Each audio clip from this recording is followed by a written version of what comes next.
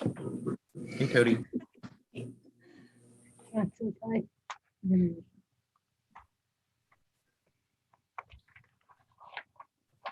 Great, we good to get started? Just to confirm, my computer's a little slow. I believe we are all set. Okay, today is January 10th, and this is the Communications Committee. It's 4 o'clock. I'm calling this meeting to order. Tracy, can I get a roll call, please? Counselor Scyther, Here. Counselor Johnson, Here. Counselor Anderson. Here. Thank you. All right, thank you. Item 3 on the agenda is approval of December 13th, 2021 meeting minutes. Any conversation or questions on anything for the minutes? So moved. Second. Counselor can I get Scyther, Yes. Counselor Johnson, Yes. Counselor Anderson. Yes.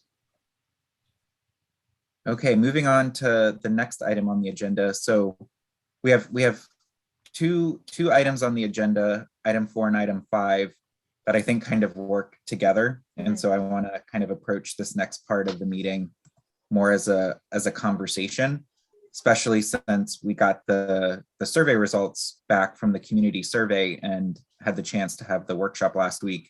I really just wanted to kind of use this time to think a little bit about from that survey, are there any learnings that we want to apply to how we improve communications going forward? And does that help shape any potential committee and or goals we want to recommend to the council as a committee related to communications? So at least for the next half hour, I just wanted to kind of open it up for conversation. At the last meeting, we talked about everybody coming forward with at least one idea. And so I'm thinking maybe we can just take the time to kind of go around the horn and see what other people have come up with in terms of specific ideas or any key takeaway that we might want to discuss as a body. So with that, I'll open it up and see first, maybe Ken or April, if there's anything you guys wanted to kind of kick off the conversation with.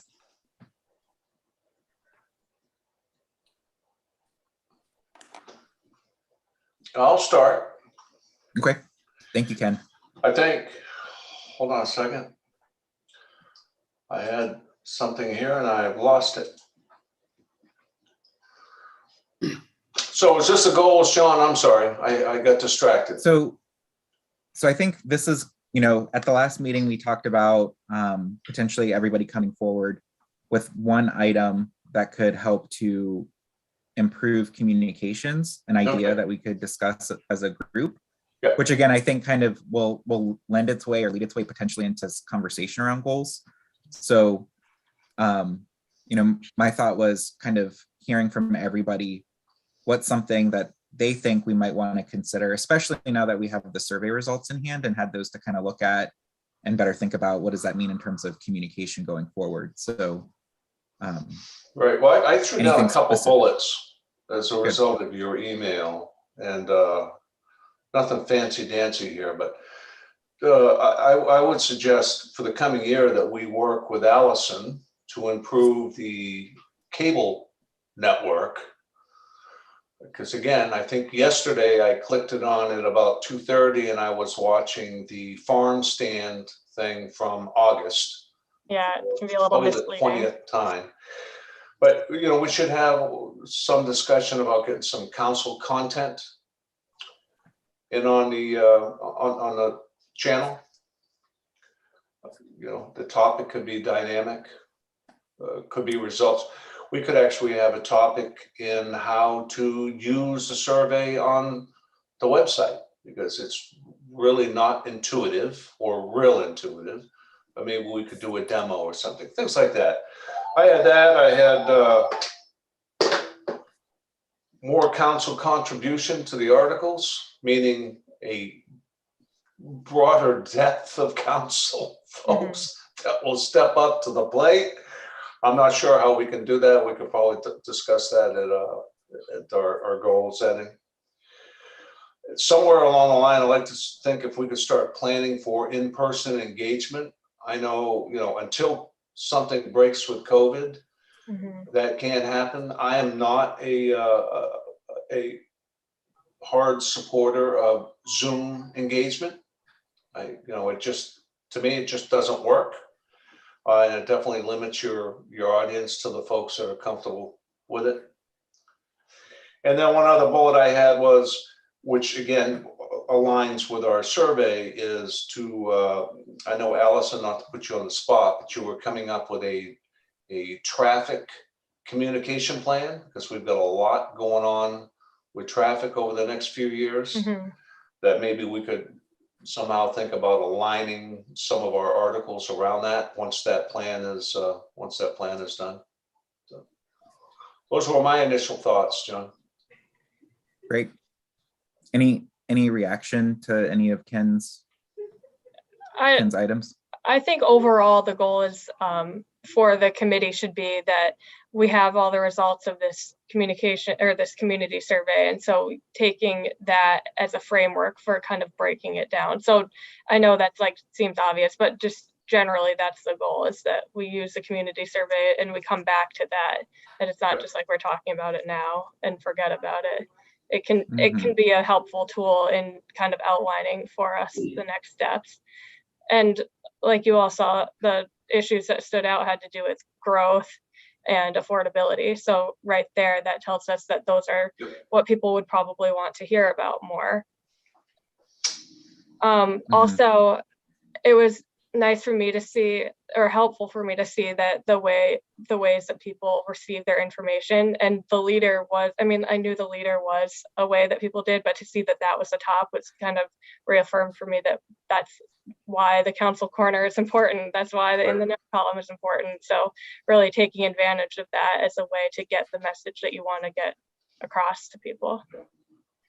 I agree. Yeah, I think of all of the results of the survey, that was probably the most surprising to me, was to see that still the leader reigns supreme, right? Like we just, I would have said that people were shifting certainly towards more of a social media platform to get information.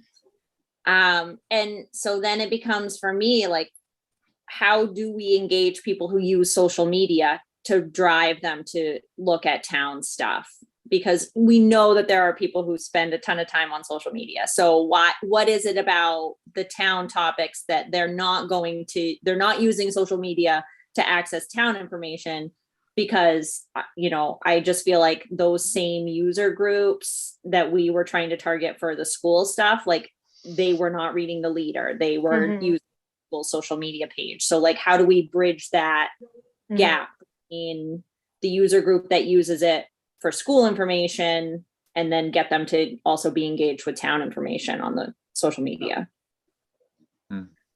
Well, I like to think of it as like both the leader and social media are communication tactics that lead to a call to action that bring you to our website to find information. And everything I feel like, should drive traffic back to the website.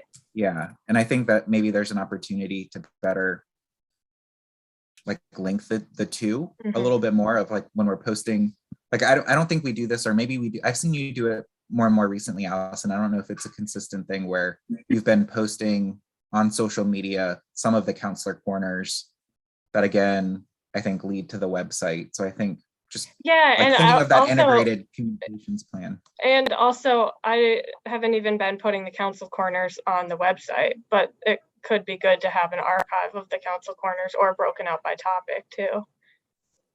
Yeah, I think that would be good. The one thing Ken you brought up was the cable channel, and while I agree, like I think we need to probably refresh it. I just recall from the survey how that was pretty low in terms of how people get their information, and that could be because it's outdated and not getting.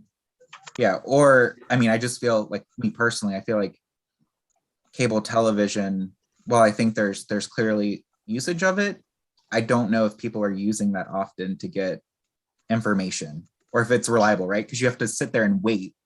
You can't just search. It's just like whatever's on is what you're going to get. Right. And so I just wonder, like, what we want to use that for and how we could use it better if we're going to invest time and resources in trying to revisit it.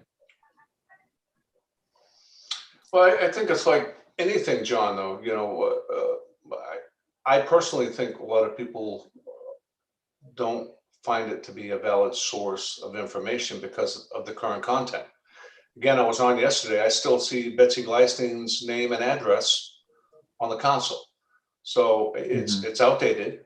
And, doesn't take too many times to go there and see that and go, well, there's no need to go back. So it might be worthwhile picking something, a topic or something, getting some content on there, and then again, marketing it to see if you can drive folks to there. I don't know. It was just a thought, but like I said, I throw it on the background a lot because I work from home. Yeah. I can tell you how much- everything there is to do with the farm up on. Yeah. How much in terms of scheduling can we actually impact that? Like say, because the survey just came out and Jason just did the workshop, like, could we say we want to play that, workshop at 8 a.m. and 5 p.m. every day for 2 weeks? Is that, do we have that ability to be that targeted in how we want to do it? Yeah, last I talked to the cable supervisor, he was saying that they have a schedule and you can kind of like pick and choose what times you want to have certain. We do have Todd Souza on, who theoretically cable TV falls underneath his department. So he actually may be able to answer some of those questions, not to put you on the spot, Todd. Yeah, I think the cable operators, they're looking to see how they do more when you're talking about content. There's things that you'd like to see pushed front and pinned a little more. I've been making notes as far as pulling out some of this old data piece, if it's, Betsy's name and stuff like that for him to go through. Right now they're pretty much scheduled to work meetings. And they're part-time. We have a person and a half right now. So their ability is limited as far as time-wise what they can go. And I think that's something that we need to discuss moving forward as what the overall expectation is for that channel. So then we can decide how do we best meet that moving forward. So, but to the question, absolutely, we could run a schedule based on prioritizing programming or demos or anything you guys want or create or have brought in. So we could do that. John, do you know because I've heard different opinions.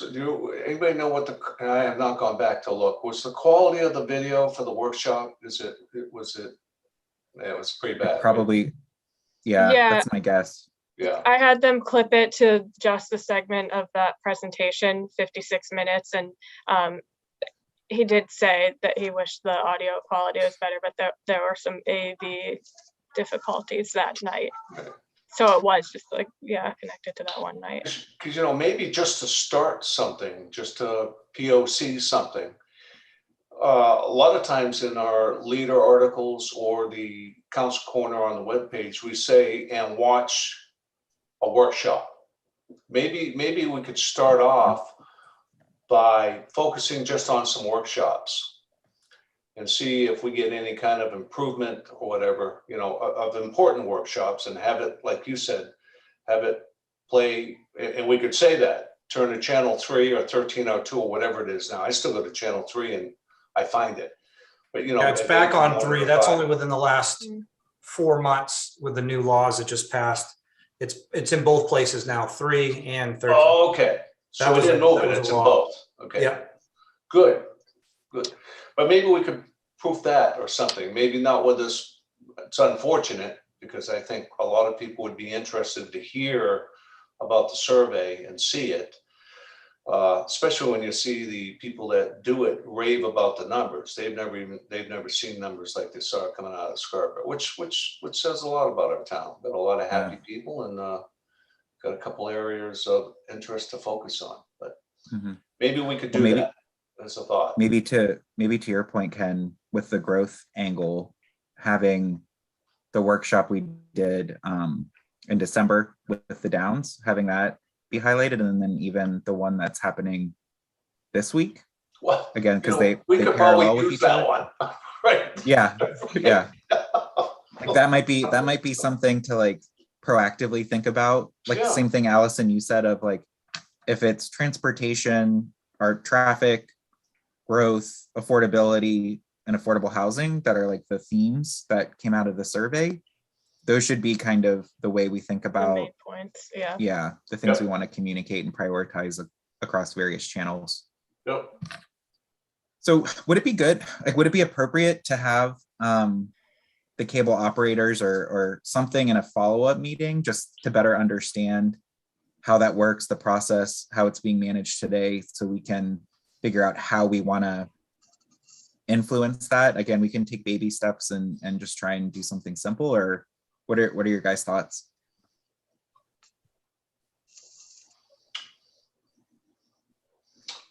I don't really have strong feelings about it, probably. It sounds like their availability is limited right now in terms of when they are available to us.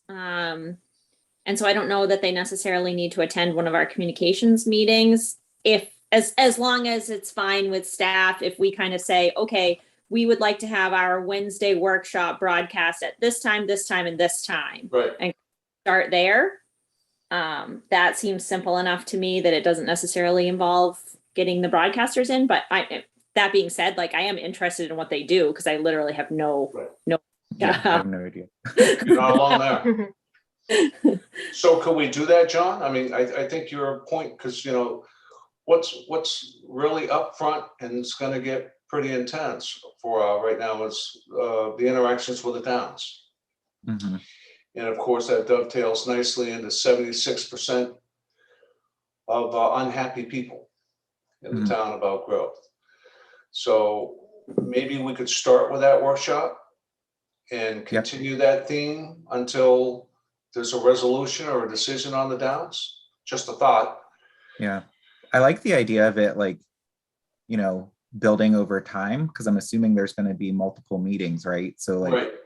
if it always starts at the beginning of the December 15th workshop, then you add the January 12th workshop, then you add whatever the next step is. Again, we could say, you know, hey, we're trying to build it so that, hey, if you want to know the beginning and you want to know the end, there's 20 hours of information eventually on the cable network that you can watch it, or you can go to YouTube and watch it. Like, you have your options, but we could build it in there, and that could be one avenue. Maybe we could have a Downs workshop marathon on on the holidays, maybe Black Friday every year. I guess my comment would be, I think it would be a good idea as an interim step, and I'd have to defer to Todd and his team for how difficult this would be, but I do think it might be valuable to at least have a standard sort of re-showing. So if we have council meetings, you know, on Wednesday evenings, we know that we're going to rebroadcast that at 10 a.m. on Friday. You know, get into some sort of routine where people could, you know, for those avid watchers, you know, they could get into a routine of when those would be rebroadcast if it goes too late in the evening. I think the other thing that I've heard as a common complaint is, I think we've cleaned a lot of this up, again, to Todd and his team's credit. We haven't historically, there's a period of time when the meetings weren't labeled. So someone would sign on, they have no idea what the body was that was meeting, when the meeting was, who the people were. And I think we've cleaned up some of that.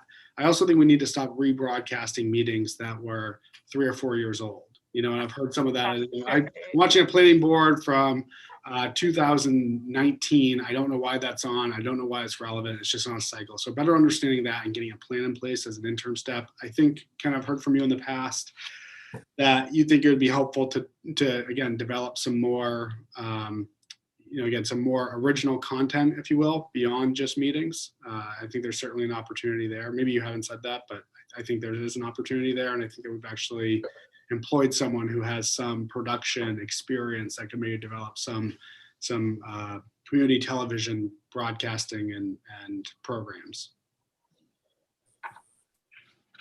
Don't we have a cable television committee? Yeah, I'm on But it. it's, We've you're our never met. liaison. We've never met. I'm wondering if it, like, because some of this conversation, I wonder how much we want to push to them to have a conversation, to come forward and share some of their thoughts. That's a good point, but it's, and I'm not complaining, I'm just stating the obvious, because we started with this, Liam, if you remember, a long time ago.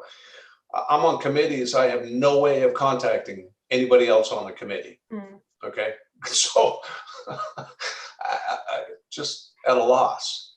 Mhm. So Todd, if you know the individual that is the chair of the committee, if you could, I'm assuming you can contact them, have them reach out to me. Maybe. That committee is so defunct Yeah. that I Fully think we'd have to have a planning meeting to head that. That committee hasn't met in a couple of years. Sean Babine got that committee going my second year. I'm here year 5. Got that going my second year, and we spent like 8 minutes talking about who was going to program and how we we're going to make new content. And then we lost all of our staff. We had one person, so it was barely keeping up with the basics. And so that's the challenge with cable staff. And that's just what I wanted to share with you guys. I would love to hear what's important to you guys, that we can sit down with our staff and have follow-up meetings. And if it's, I like the idea of the rebroadcast stuff, and people know, I'd like to sit down with Nicole, who oversees it for us on our end, and talk with the cable guys. And then, but because they're part-time staff, just to make sure we can meet those expectations and set things that we can actually do. Because if we lose a person, there's not like there's someone else who's going to hop in there and do that. You know what I mean? There's no backup to the backup. So that's a lot of the challenge with the cable station, is just who do you have at what time? And it's not somebody's full-time, it's our full-time responsibility. But as far as the people in the booth, I think the 2 guys we have right now are probably 2 of, that's no knocking anybody else, but probably 2 of our better folks. And they're willing, and they like the ideas and feedback. So I do like the ideas of the re-showing the same schedule. We could talk about pulling broadcasts off. The question is what else would you rather have dead air than, a 2-year-old? Like, what do we want to do? And I think those are just the standards that we'd be happy to hear from you guys, what you're thinking, what works, and what people want to see. Right, that's kind of why the committee, I think, would have been a function of the committee. But after you mention that, I'm on the ANC, and I know there's an effort right now to consolidate a couple committees and to actually remove some committees. And I think cable was one of the ones that, like you said, it's defunct. Yeah. So The charge was kind of antiquated too. So I think that was a lot of their struggles. It was about programming and building programming. And they just, at the time when it was written, I think they had somebody that had done that as a profession. So they were really gung ho about it, and they had taken the lead. And when you lose folks like that on your committee, then you build something you can't sustain. So I think that's a challenge. So I think maybe I think this is, an interesting conversation. And I wonder if we should just kind of have a generic goal for next year to say, we as the communications committee want to determine the best way to leverage this channel to help get the message out, which might take a few conversations to figure out exactly what we want. Some little things we can do that were mentioned, like getting some standard cadence, and do we want to figure out how we can focus on these areas from the survey a little bit more, like growth, and just highlight those at the appropriate time. And just a more regular promotion of the channel itself. Just when we say, hey, go, if you're interested, you can watch this at 5 p.m. Friday afternoons, or blah, blah, blah. Yeah, we could add that right in the article. The other thing that was brought up was the leader and the effectiveness of the leader. And I know, Ken, you also mentioned the challenge of getting other people to participate. But part of me was thinking, just based on the survey, and I know you had the conversation with the leader originally about potentially doing more than just once a month.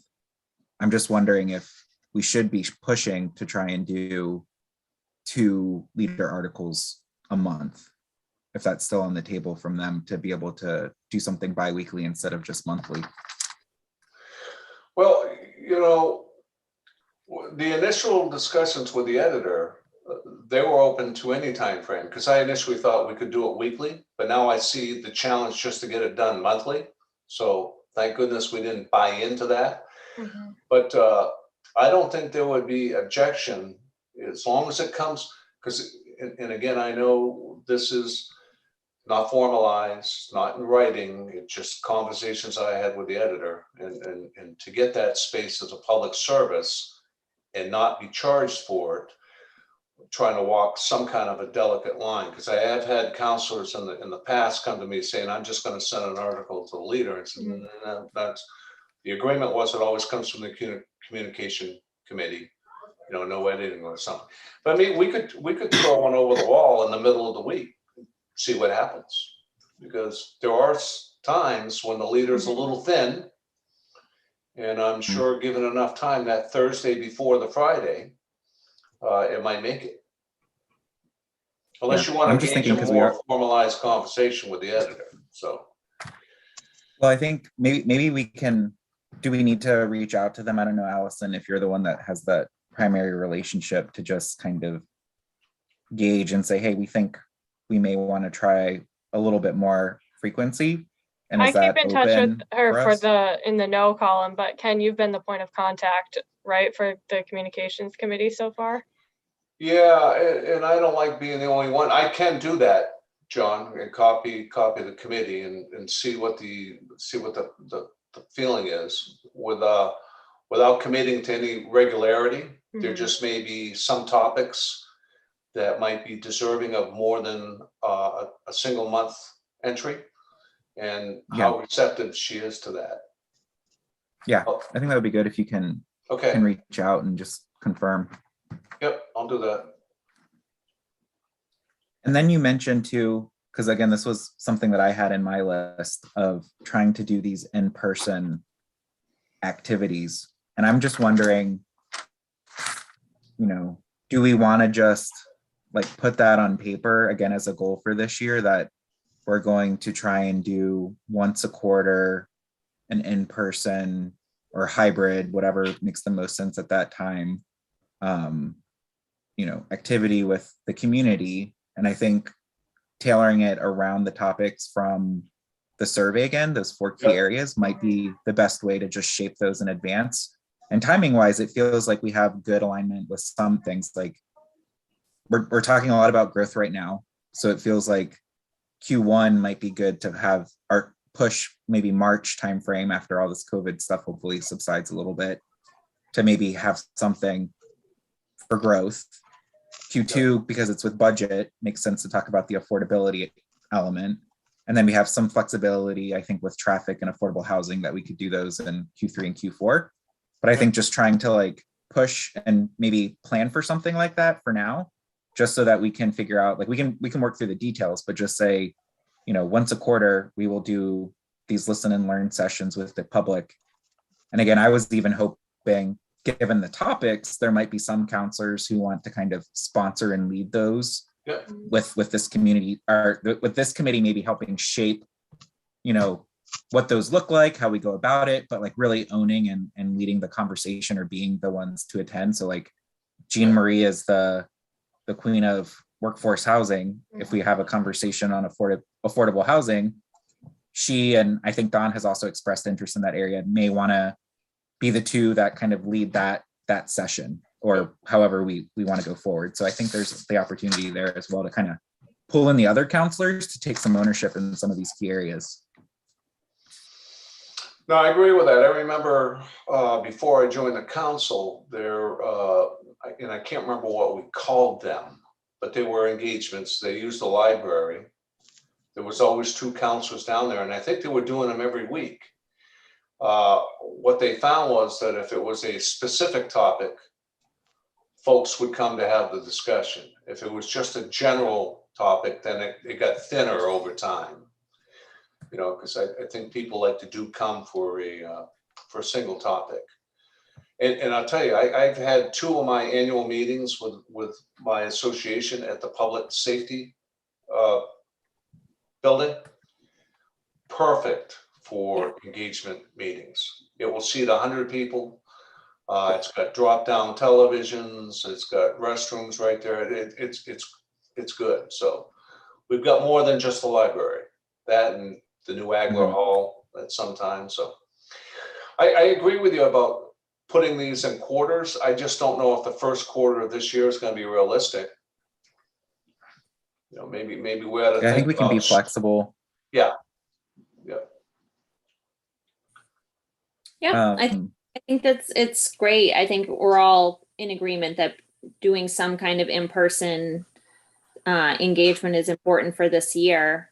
It's just whether or not COVID will let us. So let's put it down and know that we are at the mercy of something that is beyond our control, but that is, you know, certainly something that we want to plan for if we can make that happen.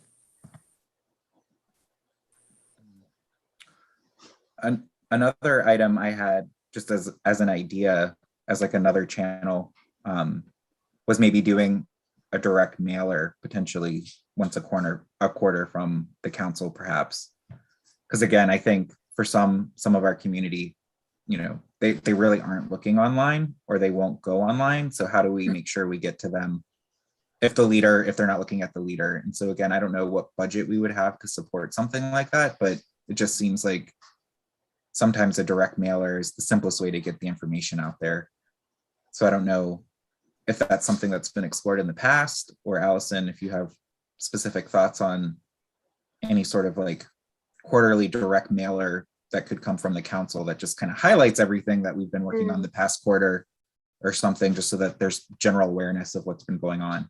Yeah, I guess my reaction to that would be to not create more work on the council or anyone, that it could be kind of like overlap and across. It's just another communications channel, like you said. Like if there's a chair's report and that's going to be the council corner article for that month, that could be another opportunity. But if it's also going the leader and on social, I don't know. I mean, I guess it would help it stand out, but you also had mentioned like a call to action being a tie in certain things. So if it's like, if you're doing that once a quarter, and then you're also planning to have these in-person sessions once a quarter, it could stand as almost like the invitation to that. Mm-hmm. I think that's a good point about that being an invitation in a way, because I think it's probably a challenge to reach a lot of people, especially if we're trying to do something live, if our primary means is through like social or e-news, because again, it's not getting to everybody, even though the paper I think is another avenue that does get to everybody. So I don't know, maybe that's just something to like continue to think about, but not important for now. Well, you know, it gets back to the old push for subscriptions. Now, granted, I know not everybody in town has got an email, but you can only do so much, right? I live by the 80-20 rule, and I guarantee 80% of the people that live in this town have an email. And I don't know where we are now, but we're probably pushing 3,000, which I do believe is probably the highest in the state of Maine from a town office, having that many subscriptions. So we should just keep every opportunity we had, just keep building it and building it and building it. So last year you set a goal for adding 1,000, right? 1,000 new subscriptions. So do we want to set another goal like that for this year, where we want to try and, I don't know if we can get, I think that next 1,000 is going to be a lot harder than this first 1,000, more and more difficult each year. Yeah. Applebee's coupons or something, you know. Right. Yeah, we could incentivize it, you know, $25 Hannaford card or something. That was amazing though, that out of the 860 responses, almost half of them added their email to be signed up for the newsletter. Yeah, and I ask everybody I speak with, do you subscribe to the newsletter? And about 50% aren't even aware it's there. Yeah. So there's still a lot of work to do. I think it's There is a great. lot. I mean, I think it's great. You manage the content very well. So people that do subscribe to it are very pleased with it. So I'm just going to throw out there, let's just set a goal for like another 500 That's better. new for That's this year. Manageable. Yeah. And I think Good to have it as a goal, just to That's a good reminder. reminder. Yeah. Like, this is just one more of those little crumbs that we're trying to put out every time, you know, every opportunity we have. Like, can we gather up all of our crumbs and hit all of these different places? But you know, the newsletter is awesome compared to, you know, what we used to have. So if and then the more people who subscribe, you know, even if they don't read it cover to cover every single time, there is something there that will grab, random people. And then you do end up reading 2 or 3 of the other articles. So. Another goal that I had noted was, speaking of the newsletters, like a lot of town updates, there's a presence of the council corner, but we have talked about the opportunity to improve committee and board updates too. So, I mean, even right now that deserves a refresh on the website, and having regular contact with committee chairs could be a good way to kind of fill that void between council and other departmental updates. I wonder if it's like to do that and maybe push for that a little bit more, because I was looking at the committee web pages over the weekend just to kind of see like what's on there, what are people talking about. I'm wondering if maybe it's more part of, as we refresh and move to the new website, part of that is thinking about how do we, with the committees, think through how can they use their websites better to share what's going on within those committees. And then even for the council, I still think like our page, probably, like you said, Allison, I think putting the council corner articles up there, there's probably more we can do on the council side as well that we might want to look at. So I feel like we should think about like how we refresh websites more as we move to the new platform next year, to really make sure we have a good approach to making sure we have relevant information up there. Because like I always want to just send people links to websites when I email them, and sometimes it's really hard. And if I could say, like, again, for traffic, right, I would anticipate the transportation committee should have a lot of good stuff on their website that we could point to, and they do have a lot of good stuff. But how can we improve that more again so that people know to go to those sites as well? Yeah.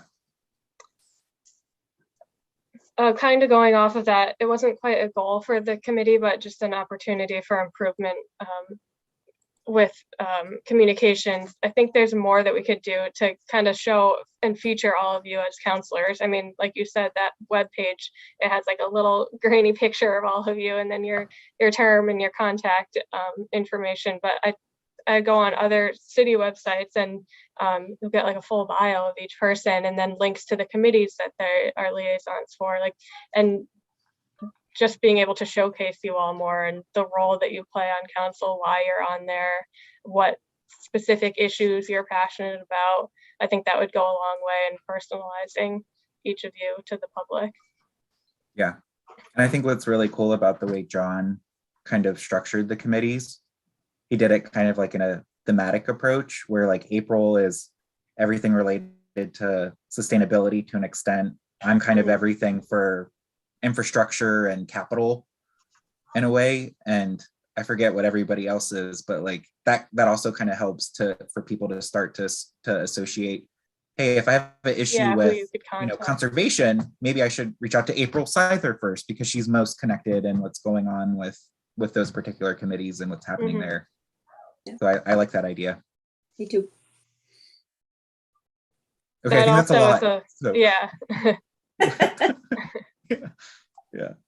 So I don't know, April, if you had any other ideas that you wanted to share, or even Tracy, Liam, or Todd, since you're here, if there's anything else you guys want to add or help brainstorm in terms of other things we can try and do next year that maybe is a little bit different. I again, I know we say this all the time, but I think since the committee and Alice, everybody, I think we communicate more than I've seen in most municipalities. I mean, I think that as a whole, I think, and this is it's not a negative, but I think the message needs to be, if you want to know, there's a million ways to find out, and so because the content is up to date, fresh. And if anybody watches one of these meetings, and this is my first, I do apologize, but you guys are actually trying to make change and provide information. So it's all good in my mind. So I just think for me personally, as a department head, and John and I have had some conversation offline, but we've got some big topics coming up. And so how do we work with Allison to get that information out there and get accurate feedback and to be able to gather the information needed to make good decisions. So I think from a department, I could do better on that as well. So, but I appreciate Mhm. everything going on. So maybe just to summarize what I thought I heard for Tracy for the notes and everything. So I think the things I captured, and you guys agree or disagree with me, where we need to kind of figure out how to better leverage, cable as a channel for getting communications out to the public. There's opportunities as we move to our new website platform to think of how do we pull in committees and maybe enhance council communications through the webpage. We want to try and increase e-news subscriptions again to at least 500 more this year. We want to target quarterly working sessions with the public, assuming COVID doesn't create a challenge there, at least in Q1, but really kind of gear those towards the 4 areas potentially that we aligned with in the survey. And then for the leader, we're going to look to see if we can use that channel a little bit more, maybe more ad hoc than formal to start, to see if we can really kind of get more information out on the leader. I think that's what I captured. I don't know if anybody else, if I missed anything or if there's anything else.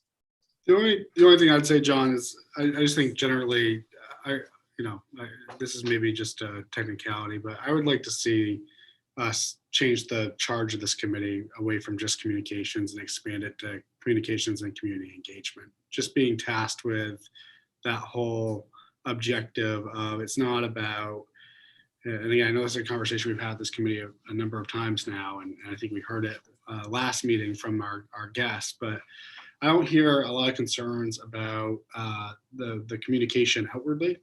It's sort of the receptiveness to and again, I know that we're making some small tweaks in the council agenda and things like that to have more of a dialogue, but that's where I hear some of and again, I have no doubt that it's probably a vocal or focused minority who feel that way, but I guess I'd just like the charge of the committee to be expanded to include that question as well. How do we communicate out and how do we get feedback and input in? So how would you do that, Liam? Just take the charge. Do you want to take the charge and make a first pass at it that we can review it, or so what you think? Yeah, I can do that. I think I had some question about, is this is there another committee that needs to touch this? But that's just a process question. I don't think anyone's going to disagree with what the objective is. But I'm happy to take a look at the charge and look at expanding the scope. Okay. Yeah, I think that's a good idea. Thank you. Yeah, I think that would be good. And I think, I think that's a big part of what we need to try and do. I think the question is, though, how do we address that, right? Like, what's the way to do it? And I think part of it is really kind of being able to pull in a couple of the individuals in the community that I think have that sentiment that, we're not doing enough engagement, and really understand from their perspective what good engagement actually looks like, to see how we can actually address it. Because again, I personally think we have a lot of opportunity, but not every opportunity lends itself to maybe what people are comfortable doing, or, that's what I want to kind of dig into or better understand to answer that. I think with the trying to do those quarterly sessions, I think we're starting to scratch the surface in terms of pulling in more engagement, but like, what else can we do? Like, do we want to, and again, this is where I think it becomes something we would have to assess work. Like, one of the things I thought about in that realm was, again, on that council website, if we established a blog and allowed for comments, somebody would have to manage those comments and be able to respond back to have better two-way communication. And that's a pretty big lift. Mm-hmm. So it's just trying to be thoughtful of like, what does good engagement look like, and how do we support it so that it doesn't become burdensome, knowing that we do have many engagement opportunities. They just might not be utilized as effectively as they could. Yeah, and I think that the first move to tackle some of those questions is to have someone, or in this case, a committee, tasked with trying to answer those questions. And so the sort of the example that I keep on harping on is this. Actually, going back to Councillor Johnson's comments, those type of I think we call them, roundtable discussions, I think was the phrase we used. We're fairly effective pre-COVID when they're issue based. So whether they're budget based or whether they were capital improvement or building project based, that really pulled people out. And so I think that I think what we've heard is that on some controversial issues, developing a model or a mechanism to have more dialogue with the community, and this, again, in person perhaps, or maybe there's a virtual environment in the interim. I think that knowing that if that's a question, then we have a committee that's been assigned to deal with it and come up with a plan for that. And so not only is it a communication plan outwards, but it's also an engagement and input model and plan inwards. And so when I look at the survey, it's really one of the things that stuck out on, when you drill down to the communication portion, this idea of level of public involvement in local decision making. That was one that really stood out. Now, were there more people unhappy with it than people who are happy with it? No. But in a survey that was overwhelmingly positive and in an area that was overwhelmingly positive, this was one area where it looked like we could improve. And so I think that part of that might be communication. I do believe that not all of that lack of that feeling of a lack of engagement or involvement, I don't think is always rooted in there's no ability to be involved. I think some of it is not understanding the issue and what really our purview is, or what our ability at the local level is to change that. Again, I go back to the ICE facility. So I just think that's, I guess from my standpoint, I don't have all the answers or what it looks like, but I think the first step is saying this committee is going to be tasked with coming up with those solutions when we need to. Yep. Yep. Yeah, and I that's a think good that's call. where the engagement comes in, right? Because, theoretically, we are elected to represent the people, to actually do the work. Not everybody after a hard day's work wants to go home and pick up one of our packets and read 300, 400, 500 pages of the topic that's before us for that Wednesday. That's why we were hired to do that work. But the engagement, if there are big topics like traffic, like growth, like MDOT, the thing that's coming down the road, I think everybody is interested in those, and single focused. I think they'll feel that they are part of the process, or they are influencing decisions or something. So I think a lot of it hinges on the public, getting back out to the public when COVID allows us. So. Yeah, I think though, to Liam's point, in my opinion, from the survey, that specific question that you mentioned kind of was surprising to me too. And we talked a little bit about it at the workshop, but the perception of council leadership, to me, both of those two questions are really about trust in the public process and leadership, which I think you address that through thinking through different engagement strategies and tactics, which again, we might be doing a lot of it. It's just maybe there's a need to educate the public a little bit more on how the process works. And, as we're communicating things, needing to take a moment, not just to explain the decision, but the process that got us to the decision, the multiple meetings that we had. And we've done that in the past. I feel like with the comprehensive plan, I think that was one really good example where I think we kind of brought everybody back to the beginning, how it started, many years ago, and we had this workshop, and then we did this, and then we had all of these things. And I feel like as we communicate, I think it's important that we think about how do we make sure people understand the process that we went through? Because I think one of the things I hear often, and I know at the Let's Talk America meeting, which is a forum where people, talk about issues. The last one, apparently, a lot of the conversation was around the lack of trust in the decision-making process locally. And so again, I think to me, it ties in nicely to the survey in terms of that survey result came from that group. So I do think we have an opportunity to figure out how do we build better trust in the process and the leadership, to your point, Ken, to know a little bit more about what's happening to get us to the decisions that we're ultimately making. Right. I'll share a little thing for you. I went to a holiday party, about 30 people, everybody triple vax, quadruple vax, everybody was pretty comfortable. But it was a holiday party, but after the liquor flows around for a little while and there's a counselor there, that's where the get together went to. There was a lot of discussion with me, and there is such a misperception, and I will admit had the same perceptions before I became on the council, that we really should try very hard to I actually thought about coming up with a series of articles called Mythbusters. And it's just to tell it like it is. I mean, you don't sugarcoat anything. When we talk about traffic, we can't sugarcoat it. We're going to talk about traffic, right? But there are no done deals. There are no backroom deals. We do not meet as a group, drinking beer and engineer the town. But you'd be surprised how many people feel that we do, because it appears that way. And it appears that way because of the way we engage now. You know, somebody comes to a council meeting and gives a public comment. Number one, they don't fully understand it's not a Q&A. And we just sit there with a smile on our face, luckily now with a mask on our face, with no engagement. So then we make a decision. So doesn't it appear that, you know, the gig was up, it was already decided on? So I think we got to go out of our way to try to inform people about how we work, back to what you were saying, how things work. Anyway, And I think sorry, that's just as digress. I think it's just something to think about, and maybe Allison, maybe as we think about how we write articles, some guidance on like just a format of things to cover.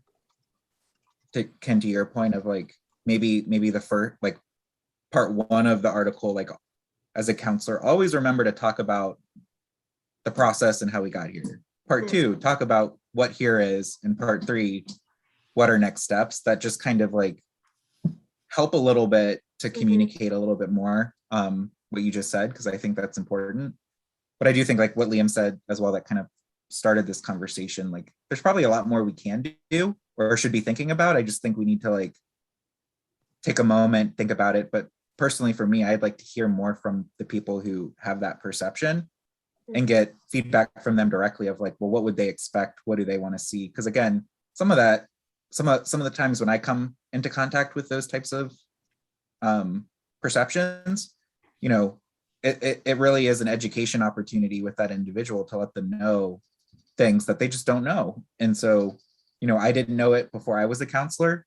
And now that I know it, it's like, it feels like, you know, obvious, but not everybody fully appreciates or understands, you know, the avenues that they have. So I think there's something to do there. All right, any more conversation on this item, or these two items, before we move on to the next item, which is item 6 on topics for the February communication, or February counselor communications? No?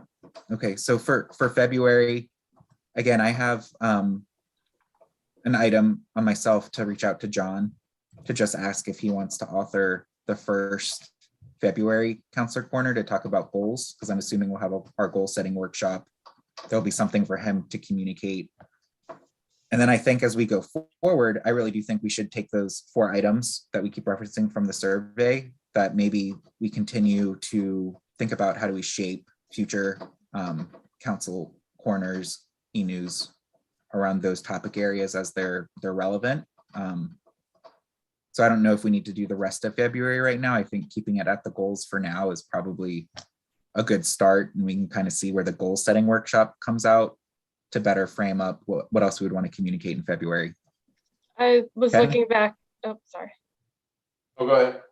I was just wanted to let you know what the 2020 articles were for February, and it was reflecting on 2020. So I guess it was in conjunction with the goal setting workshop, but it was more of looking back at the accomplishments of the prior year. So I don't know what angle you would want him to take on that. And then also, I know we're talking about incorporating those major issues, but February 15th of last year, we had a budget process update. And I think that was the initial start of budget communications. Yeah. Yeah, John, too, I think because we want to, sometimes we take the very last e-news council corner and we dovetail it into the leader. And sometimes that works, but sometimes maybe it doesn't. Because I tell you, I think in February, I think we need a leader article again to address growth. Because not only do we just get the survey, but we've got a workshop Wednesday. We have a leadership meeting about a whole other game that's coming to town. It's going to put us at the forefront, and it's all about growth again. So, and again, I don't like to sugarcoat anything or spin anything, but we really need to, I think, start letting people know that, number one, we don't always say yes. You know, we just said no, excuse me, to 92 the other day. That doesn't come to the forefront, but it needs to. I think it needs to be more of a complete picture. So it'll be your call, but I think we should do one more leader article, survey based, maybe the growth of traffic. Yeah, I think it makes sense to focus on growth first, and then maybe on our goals second in February, perhaps, because I'm assuming we'll have the discussion. We have to vote on them, accept them. So, Right. you know, timing wise, it might be good to beginning talk about growth because it's going to be more relevant, and then reserve the second half to talk about council goals for the year. Yep. April, I see you nodding your head. So Yeah, I think that makes a ton of sense. I think we're probably not going to be ready to talk about goals that first February article, given that we're only going to have talked about them once. okay. So maybe since Paul is kind of leading efforts right now as the liaison to the Downs, and I think that's the big topic, I'm wondering if he'll want to take point on drafting something related to growth. So I can reach out to him and John and see if he'll focus on growth and John can focus on goals as two key articles for February. Yeah, good idea. Cool.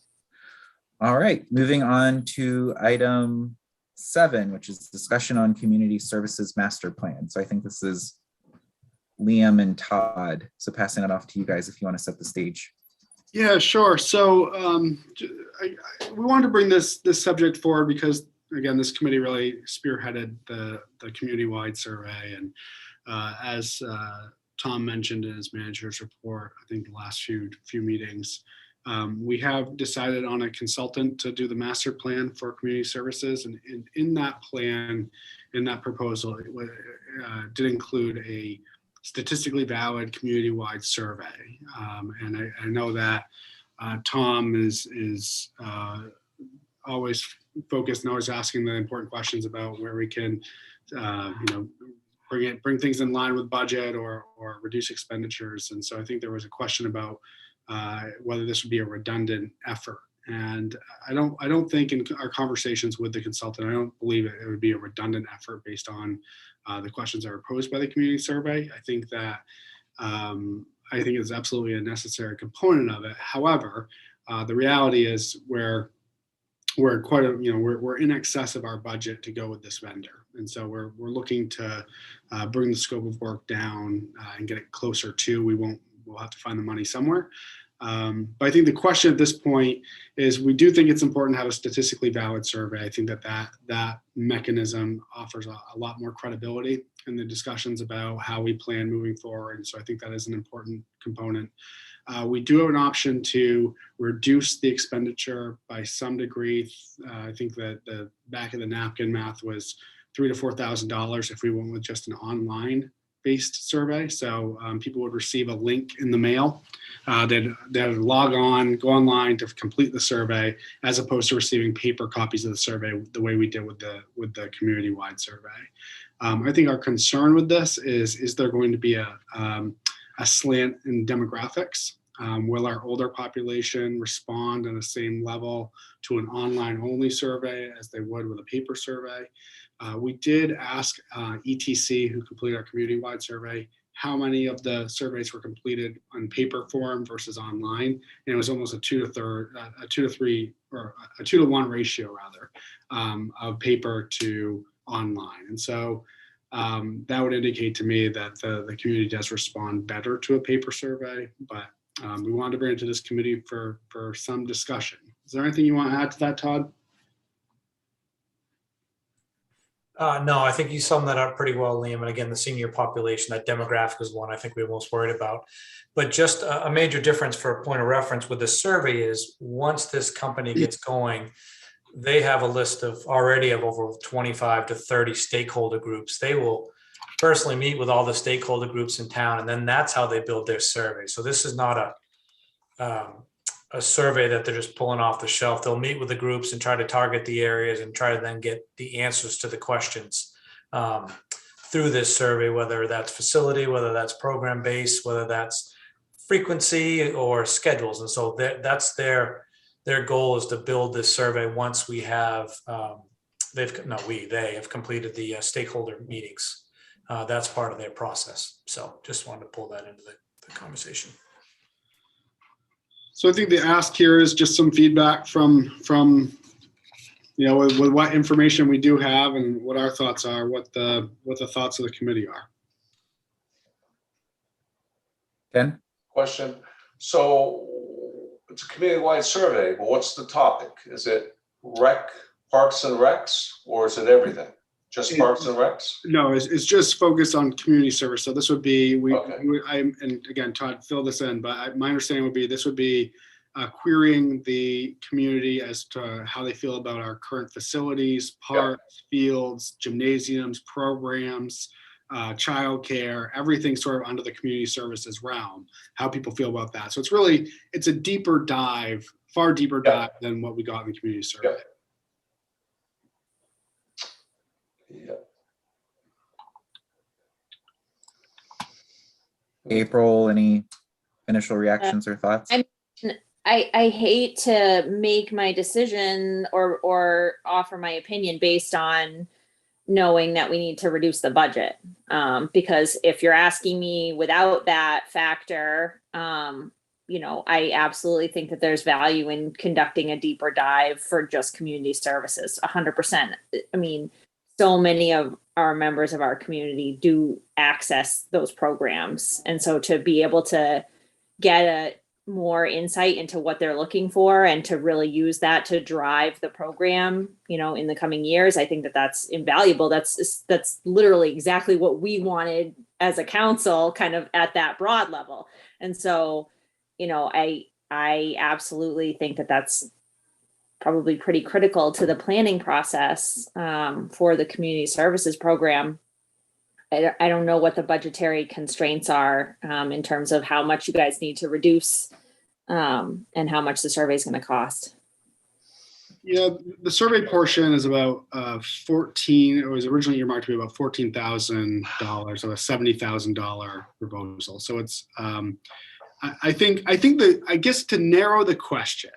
So our theory is that by having an online only survey, it's going to skew the responsive demographic to a lower age.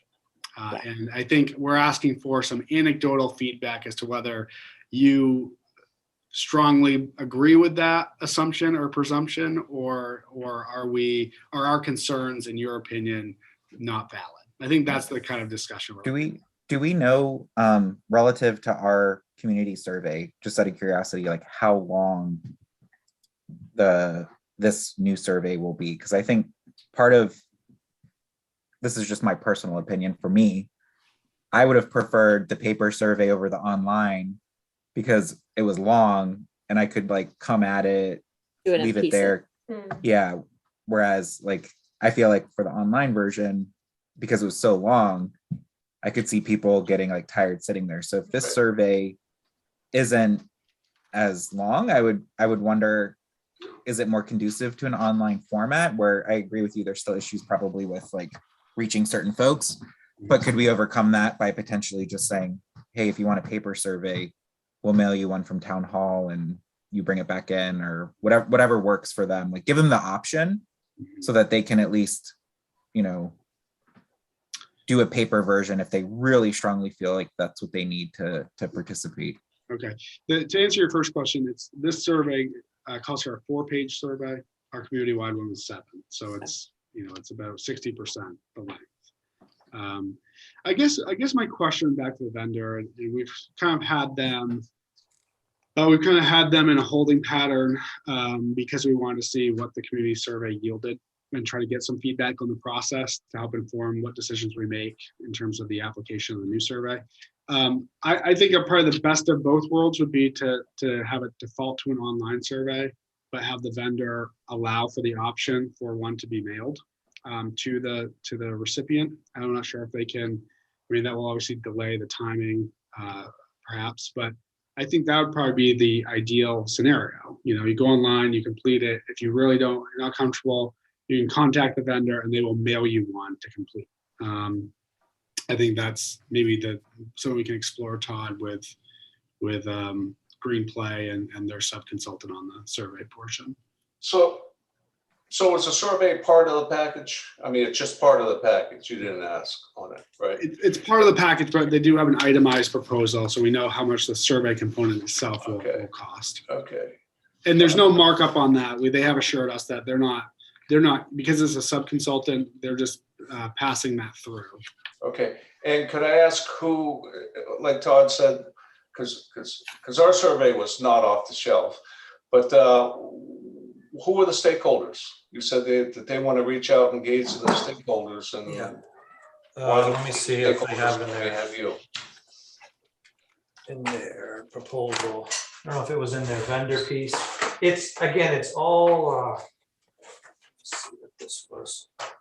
Because who are the stakeholders other than our community services?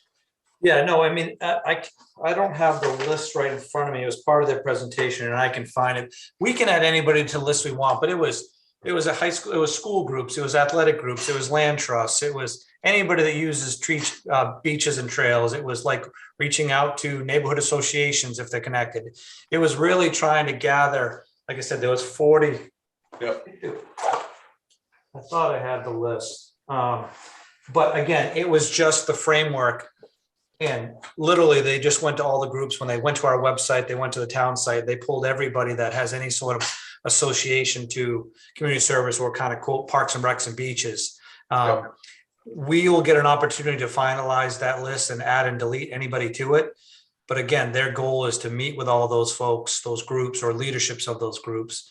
And they have a standard group of questions that they ask them, then try to get feedback, and then shape their questions from that.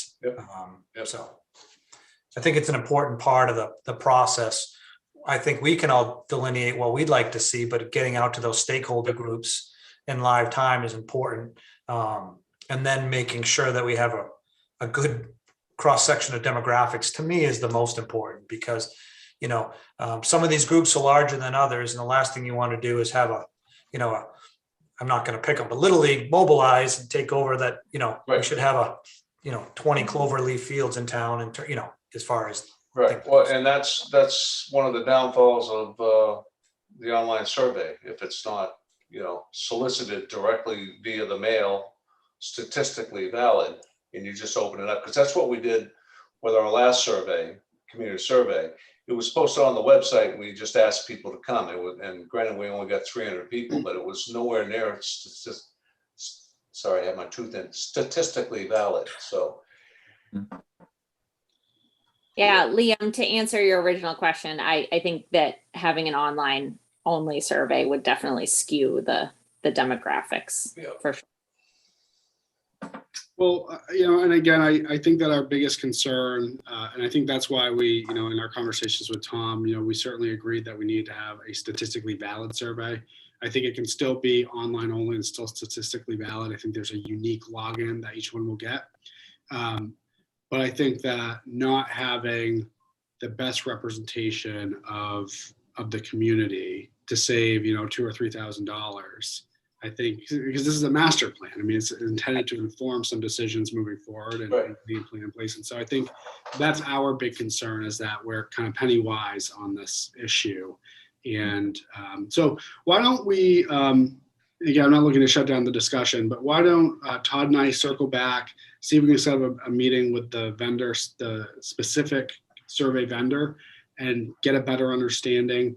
But I think if what I'm hearing from the group is you perhaps share the perspective that let's do it right.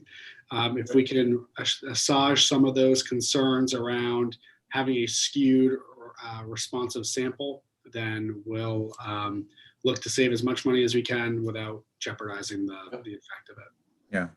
I think regardless of how any survey is done, there's always some skewing, right? Like there's no such thing as a perfect, representation, like a pure representation of the population. Like that would be only if like all 20,000 residents in Scarborough completed the survey would we be able to do that. So I feel like from what I've heard, if there's like a process of sourcing stakeholders, getting feedback, validating as best we can, making mail optional if people really want it, I feel like that's going to get us the best valid result within budget. And so to me, it seems like if we can have that mail option for those who really, really want it, I think that's good. But I mean, I'm not a survey expert, but it seems like these happen all the time. People are always doing online surveys. They're always valid. I'm not super concerned about it if it's just online, unless the survey vendor says otherwise. I can give you one that wasn't. No, just kidding. Yeah. I'm ready to shut down. I'm ready to move on to this discussion. I got it. Okay. We got to be able to laugh at ourselves, right? Yeah. Well, thank you for the feedback. I'll work with Todd, and I don't anticipate we'll bring this question back to the group, but I did. We do really value the thoughts and input, especially on issues like this, because we had so much discussion. So I appreciate your insight. Hey, before Todd goes, could I ask him a question? Yeah, and then I got one more thing about public engagement, but go ahead, Ken. I was just wondering, with all the land that we're picking up through the land conservation groups and everything, which I think we're doing a stellar job to get trails in there. Is that usually a function of your group, or is it Public Works? It usually starts with our group. So yeah, I've been reading through the survey and all the stakeholder comments and trying to figure out, and actually left a message for Mike Shaw today. Today I was on the phone with Andrew from the Land Trust talking about corridors and trail work. And Yeah. Because I'd love to see some of that start happening, Yeah, I mean, it's just like anything else, process, and then it's also, Ken, is the ultimate question is once we build it, how do we maintain it? And access it. So yeah, this is the time to have those conversations. Andrew and I actually, like I said, spoke today, and we're looking at how do we make some winter trails, groom some stuff up where people can walk. So we're working on that right now to get those conversations going, to get more people outside. We could definitely form a volunteer group for maintenance. I'm sure there's plenty of people in Scarborough that would do that. So Sure. Friends of the trails. Yep, absolutely. Yep. Yeah. Yeah, but we're looking at open field space right now, golf courses, places that we may be able to groom and pancake some, cross country, or just safer, easier places to walk, and then advertise that stuff. So those are the conversations going on right now. But not to hold more time up on the master planning piece, but one of the reasons why we picked Green Play, just so you know, was because of the public engagement. They really sit down with the strategic kickoff meeting with certain folks, but then they have 4 stages of their engagement. They do all this, the needs assessment, the inventory, and the surveying. Then they bring it all back and they share the findings and the visionary statements and bring all that back. They put draft recommendations together that then we have an opportunity to work through as a community and reshape. And then they bring a final plan back after they've gone through those steps. So they really had the best, public engagement process, which is important to us. So I'm excited to get it going once we start this process, but it is like an 9-month process once we get a contract going, but they're ready to go as soon as we do. So appreciate your time. Great. Thanks for coming, Todd. Yeah. Thank you, guys. Have a good evening.